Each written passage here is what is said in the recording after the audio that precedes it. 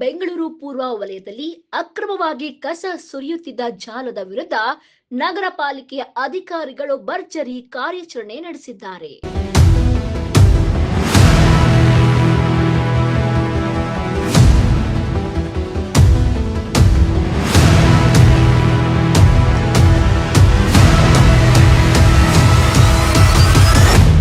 ಮಹದೇವಪುರ ವಿಧಾನಸಭಾ ಕ್ಷೇತ್ರದ ಕಾಡ್ಗೋಡಿ ವಾರ್ಡ್ನಲ್ಲಿ ನದಿಗೆ ಕಲುಷಿತ ತ್ಯಾಜ್ಯ ಸುರಿಯುತ್ತಿದ್ದ ಗ್ಯಾಂಗ್ ಪತ್ತೆಯಾಗಿದ್ದು 6 ವಾಹನಗಳನ್ನು ಅಧಿಕಾರಿಗಳು ಸೀಸ್ ಮಾಡಿದ್ದಾರೆ.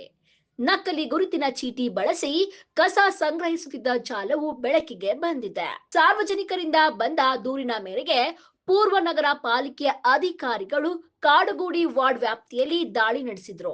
ಈ ವೇಳೆ ಅಕ್ರಮವಾಗಿ ಕಸ ಹಾಗೂ ಕಲುಷಿತ ತ್ಯಾಜ್ಯವನ್ನು ನದಿಗೆ ಸುರಿಯುತ್ತಿದ್ದ ಗ್ಯಾಂಗ್ನ ಚಟುವಟಿಕೆಗಳು ಬಯಲಾದವು. ಕಾರ್ಯಾಚರಣೆ ವೇಳೆ 6 ವಾಹನಗಳನ್ನು ಅಧಿಕಾರಿಗಳು ವಶಕ್ಕೆ ಪಡೆದಿದ್ದು, ದಾಳಿ ನಡೆಯುತ್ತಿದ್ದನ್ನು ಗಮನಿಸಿದ ಚಾಲಕರು ವಾಹನಗಳನ್ನು ಸ್ಥಳದಲ್ಲಿ ಬಿಟ್ಟು ಪರಾರಿಯಾಗಿದ್ದಾರೆ.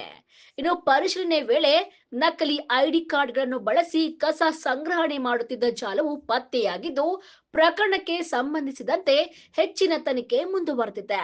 ಅಕ್ರಮ ತ್ಯಾಜ್ಯ ವಿಲೇವಾರಿಗೆ ಜಾಗ ನೀಡಿದ ಭೂಮಾಲೀಕರ ವಿರುದ್ಧವೂ ಕ್ರಿಮಿನಲ್ ಪ್ರಕರಣ ದಾಖಲಿಸಲು ಕ್ರಮ ಕೈಗೊಳ್ಳಲಾಗಿದೆ. ವರದಿಗಾರರು ಪಿಟಿವಿ ನ್ಯೂಸ್ ಕನ್ನಡ, ಮಹದೇವಪುರ, ಬೆಂಗಳೂರು.